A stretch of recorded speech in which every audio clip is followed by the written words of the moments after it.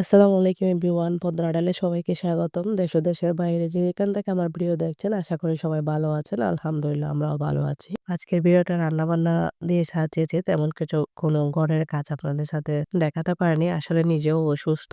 বাচ্চাদের কাছ থেকে না এখন নিজের কাছেও এসে গেছে। তো দুপুরের রান্না হচ্ছে আমি আজকে ডাল রান্না করব ঘন করে, মাছ ফ্রাই করব। সেই সাথে মাছ দিয়ে মূলা রান্না করব। সব কিন্তু অফ ক্যামেরায় ধুয়ে কুটে বেছে পরিষ্কার করে নিয়েছি।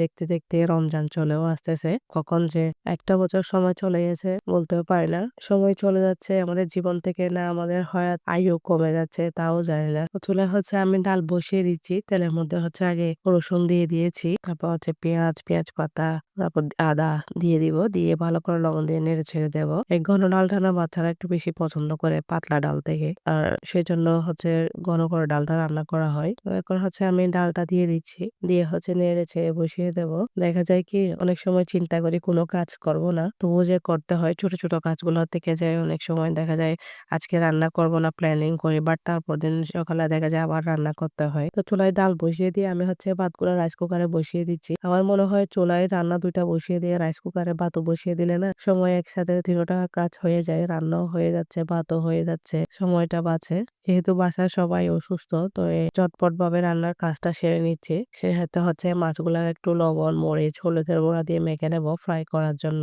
অসুস্থ হয়ে গেলে তখন ভাজা তারপর ভর্তা এগুলা দিলে তবু একটু ভাত খেতে ইচ্ছে করে। দেখা যায় অন্যান্য ঝোল তরকারি কোনো কিছু খেতে ভালো লাগে না। তো আমি হচ্ছে মাছগুলা ভালো করে মেখে নিয়েছি এখন। হচ্ছে চুলায় আগে থেকে ফ্রাই প্যান বসিয়ে দিয়েছিলাম। তো ওখানে হচ্ছে একে, একে মাছগুলা বসিয়ে দিব। চেষ্টা করতেছি বাবু ঘুম থেকে ওঠার আগে, আগে যেন রান্নার কাজটা শেষ করতে পারি। যেহেতু একটু ঘুমিয়ে গেছে এখন। মাছ বসিয়ে দিয়েছি। এখন হচ্ছে ডালগুলা একটু দেখবো নেড়ে ছেড়ে পানি দিয়ে দিব। যেন ভালো করে সিদ্ধ হয়ে আসে। বাচ্চা ঘুমিয়ে গেলে যে দুপুরের উপর কাজগুলা সেরে নিতে হয়। না হলে দেখা যায় উঠতে গেলে আবার কাজে অফ করে ওকে নিয়ে সময় দিতে হয়। এরকম করতে, করতে না অনেক সময় দেখা যায় জোহরের আজান পড়ে যাচ্ছে। এদিকে হচ্ছে মাশাআল্লাহ আমার রাইস কুকারে ভাতও হয়ে এসেছে। এখন হচ্ছে ওয়ার্মে দিয়ে দিব। সে সাথে মাছগুলাকেও একটু উল্টিয়ে দিয়েছি। আমার ছেলেরা না হচ্ছে মাছটা একটু নরম, নরম খেতে চায়। ফ্রাই করলেও যেন শক্ত না হয়। শক্ত হয়ে গেলে আর খেতে চায় না।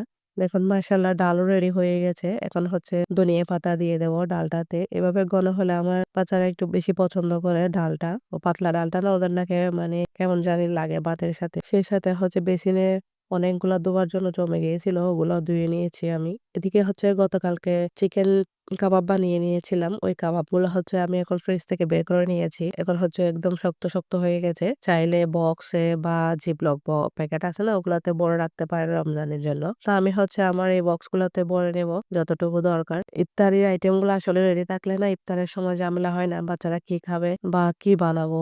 তার কারণে ওখান থেকে বের করে ঝটপট ওদেরকে ফ্রাই করে দিতে পারি। আর ইফতারের টেনশনটাও থাকে না, এবাদতে মন দিতে পারে। দেখা যায় কি আমরা সারা বছর এবাদত করি আলহামদুলিল্লাহ। কোরআন পড়ে, নামাজও পড়ে। বাট রমজানের টাইমটা না আলাদা। সবাই একদম নামাজের টাইম টু টাইম এবাদত করতে চায়। ৫ ওয়াক্ত নামাজ, তারপর হচ্ছে তারাবি, সে সাথে তাহাজ্জুদ, সে সাথে কোরআন খতম সবকিছু একদম কন্টিনিউয়াসলি করতে চাই। তো সেই সময়টা পাওয়ার জন্য আগেভাগে কাজগুলা রেডি করে রাখতেছি। বলতে, বলতে আমি কাবাবগুলা বক্সে ভরেও নিয়েছি। হচ্ছে ভেজে পোলাও এর সাথে বা সাদা ভাতের সাথে ডাল থাকলে যেকোনো কিছু নাস্তা হিসেবেও ভেজে দেওয়া যায়। বাচ্চারা সসের সাথে খেতে পছন্দ করে। তো আজকের ভিডিও যদি কোনো অংশ ভালো লাগে তাহলে লাইক এবং সাবস্ক্রাইব করবেন। আর বেল বাটন অন করে রাখবেন। পরবর্তী ভিডিও দেওয়ার সাথে, সাথে যেন নোটিফিকেশন পৌঁছে যায়। সে সাথে ভালো থাকবেন, সুস্থ থাকবেন। আল্লাহ হাফেজ।